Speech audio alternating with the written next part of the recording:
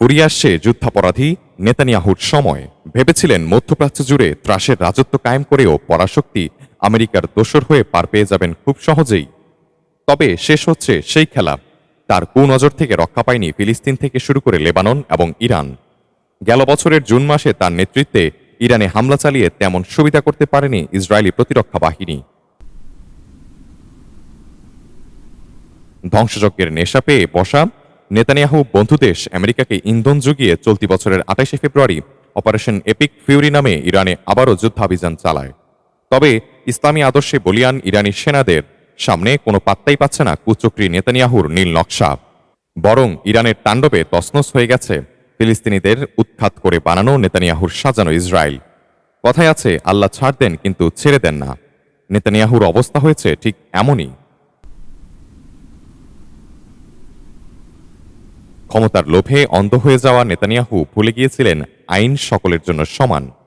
ইরানে হামলা চালিয়ে যখন আসন্ন পরাজয়ের দিন গুনছেন তিনি, তখন পেলেন আরেকটি দুঃসংবাদ। আগামী রবিবার আবারও শুরু হতে যাচ্ছে তার বিরুদ্ধে চলা দীর্ঘদিনের দুর্নীতি মামলার কার্যক্রম। কূটকৌশলী নেতানিয়াহু ভেবেছিলেন ইরানের সঙ্গে যুদ্ধের সূচনা করে ইসরায়েলের জরুরি অবস্থা জারি করে ধামাচাপা দিবেন নিজের অপকর্মের খবর। কিন্তু শেষ পর্যন্ত ব্যর্থ হল তার চক্রান্ত।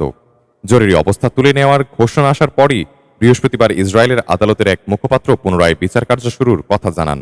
নেতানিয়াহুর দুর্নীতির মামলার শুনানির সম্ভাব্য দিন হিসেবে রবিবার থেকে বুধবারের কথা জানানো হয়েছে ইসরায়েলি আদালতের এক বিবৃতিতে। মোট ৩ বার ইসরায়েলের প্রধানমন্ত্রী হিসেবে নির্বাচিত হয়ে চরম স্বৈরাচারী কর্মকাণ্ড করেছেন নেতানিয়াহু।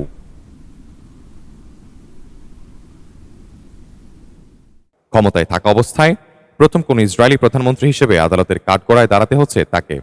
২০২০ সাল থেকে শুরু হওয়া বিচার কার্যক্রমে দোষী প্রমাণিত হলে জেলের ঘানি টানতে হতে পারে নেতানিয়াহুকে। তার বিরুদ্ধে আনা অভিযোগে বলা হয়, ইসরায়েলি গণমাধ্যমগুলোর সঙ্গে তার বিষয়ে ইতিবাচক সংবাদ প্রকাশের গোপন চুক্তি করেছিলেন তিনি।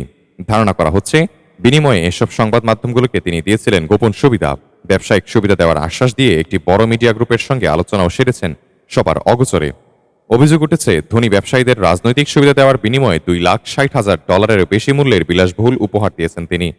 তবে ২০১৯ সালে শুরু হওয়া মামলাটিকে রাজনৈতিক বিচার বলে পার পেতে চাইছেন Netanyahu. Saiful Islam, desk report, জনতার খবর।